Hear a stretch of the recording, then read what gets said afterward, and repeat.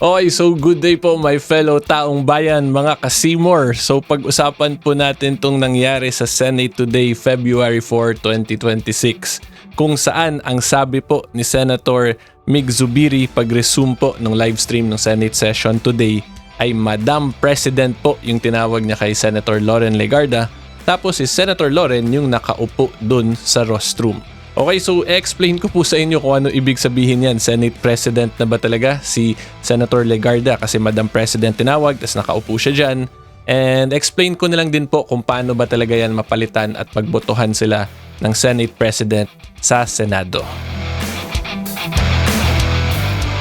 Okay, so brief facts lang po muna tayo. Ang nangyari lang naman po talaga is that during the course of this week po, nagkaroon ng mga kwento-kwento na magkaka-change daw in Senate leadership, mapapalitan daw po yung Senate President, and that si Senator Loren daw yung papalit at magiging the very first female Senate President. Okay, so yan po yung pinaka-start nito. However, kahapon lang po, kung panoorin po ninyo or i-search po ninyo, makikita nyo naman yung mga statements na nilabas nila Senate President Tito Sotto, kung saan sinabi po ni SP Sotto kahapon ay hindi naman magkakaroon ng change of leadership. And then today, may mga ilan pong news outlets na nag-announce na magkakaroon nga po talaga ng change of leadership, and that more or less nasa 17 daw po yung boboto kay Senator Loren Legarda. And then yung pinaka nangyari po talaga sa Senate session kanina, nagkaroon po muna sila ng mga actions or mga ginawang bagay sa Senate plenary. And then biglang sinuspend yung session ng sobrang tagal. So ako po, inaabangan ko rin yun habang nagpi-pleading work ako. Naka-play lang sa gilid ko yung on standby, yung Senate session. Then after po nun, biglang nag-resume yung session nila. Tapos yung nangyari, finlash po or pinakita na si Senator Loren Legarda yung nakaupo dito sa rostrum. Tapos yun po, Madam President ang sabi ni Senator Zubiri sa kanya. And then sabi po doon ni Senator Loren na they will be adjourning session, although wala daw yung minority sa plenary. Pero anyway po, ang nangyari pa rin, nagka-adjournment ng session, tapos resume sila this coming Monday. Okay, so ngayon, ang dating niyan in the eyes of an ordinary person who viewed this happening ay mukhang si Senator Loren po yung naging Senate President kasi siya yung nakaupo doon sa taas, tapos Madam President yung tinawag. Okay, so una-una po ang kailangan nyo tandaan dyan, ang nakaupo po kasi talaga dyan sa rostrum, pag siya po yung presiding officer, President po talaga yung tawag. May it be Mr. President pag lalaki or Madam President pag babae. Pero hindi po ibig sabihin nun na siya na talaga yung actual Senate President. Kasi yun nga po, as long as nakaupo ka po dyan sa rostrum, President po talaga yung tawag. So yan po ang una talaga ninyo kailangan tandaan. Okay, so ngayon po explain ko sa inyo kung paano ba talaga yung proper way, ano yung nakalagay po sa Constitution para magka-change in leadership sa Senate. Okay, so we are back in the 1987 Constitution, the favorite law po nating lahat yan. Okay, so nasa Section 16, Paragraph 1 po, yung important nating to take note. The Senate shall elect its President by a majority vote of all its respective members. Okay, so kung makita nyo, nakaspecify po, majority vote, all its respective members. So when you say all its respective members, ang basis po ng majority computation is the full number of the Senate, which is 24 senators. So kahit po mabawasan yung senators natin, let's say may mag-resign, may ma-appoint, or kung may ma-anuman, ang basis pa rin po ng majority count is the number 24 being yun po yung count ng all its respective members. Okay, so in other words, 13 votes po ang kailangan para makakuha ng majority para ma-elect ang isang Senate President. So now, going back to this situation po, hindi po tayo nakakita ng actual election at nakita na lang po natin umupo na si Senator Loren dun sa rostrum. Okay? So ang point ko lang po dito ay hindi po nagkaroon ng change of leadership because there was no clear election po na naganap.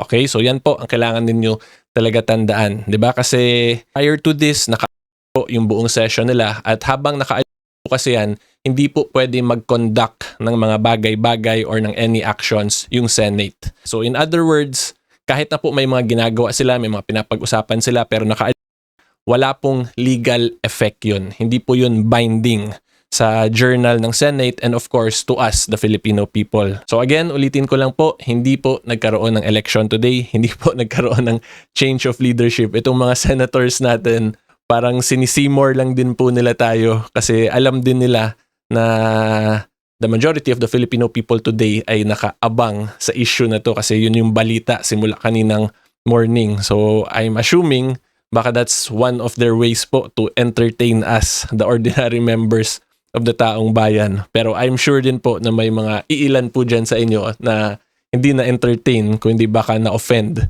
dito sa Seymour na ginawa po ng Senate. Okay?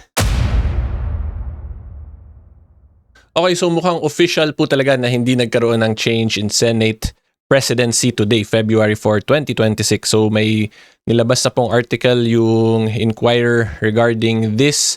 At ang sinabi lang pong rason ni SP Soto kaya hindi natuloy is because it's the majority bloc that thwarted the attempt for coup d'etat. So decision ng majority kasi ganoon naman po talaga yun, di ba? It's always a decision of the majority whether or not to change the Senate leadership. So pinakita ko lang po to sa inyo kasi after ko na ma-edit yung video, upload ko na sana, lumabas na to sa feed ko na nagkaroon na ng mga statements from the senators themselves. Okay, so yan lang po. And then idagdag ko na lang din, ang question natin ngayon is kung wala na ba talagang pag-asa magkaroon ng change come this Monday, February 9, 2026.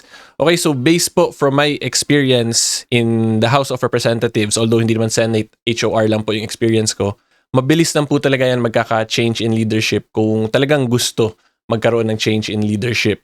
So from today po, Wednesday, Thursday, Friday, Saturday, Sunday, so that's a difference of 4 days, pwede pong madami ang mga underground na mga mangyayari-yari that could lead to a possible change of leadership in the Senate. Okay, so yan lang po. At i-clarify ko lang din po, hindi ko sinasabing magkaka-change talaga sa Monday. Ang point ko lang, kung gusto talaga ng majority ng Senate magka-change, kayang-kaya po yan in a span of 4 days. Kasi yun nga po, like my experience in the House, mabilis talaga ang mga pangyayari pag gustong palitan ang leadership. Okay, so yan lang po ang gusto ko din idagdag. So bigyan ko lang po talaga ng quick summary para hindi kayo maguluhan. Okay, so unang-una po ang pagtawag ng Madam President ni Senator Zubiri kay Senator Loren pag-resume ng session nila ay hindi po ibig sabihin nun na siya na nga talagang Senate President kasi pag nakaupo po sa rostrum, talagang President po yung tawag niyan. Okay, and then pangalawa po, the only way to change the leadership in the Senate is via election nga po.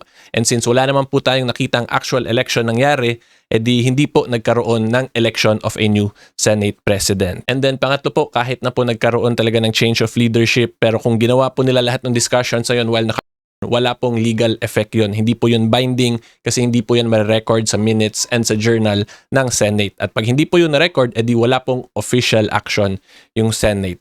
Okay, so wala po, hindi po nagkaroon talaga ng change of leadership. Okay, so yan po ang nangyari as of today.